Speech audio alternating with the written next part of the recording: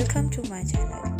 Bismillahirrahmanirrahim. Hi friends, please take a pen and notebook. If you find anything new, please write it. You will learn quickly by doing this.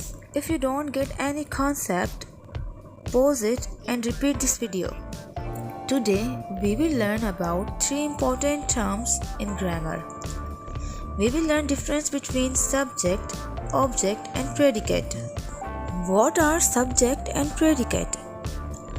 Every complete sentence has 2 parts: subject, predicate. What is subject?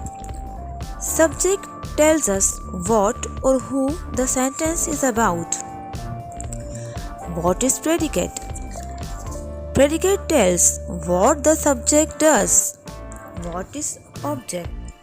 They are receiver of an action. They do not perform any action. Look carefully on the given example to clarify the concept of subject, object and predicate. David is playing guitar. Here, who the sentence is about? It is about David. So, David is subject. And what David is doing? David is playing guitar. Is playing guitar is predicate. After subject, rest of the part is said to be predicate. In this sentence, what is receiving action? What is playing?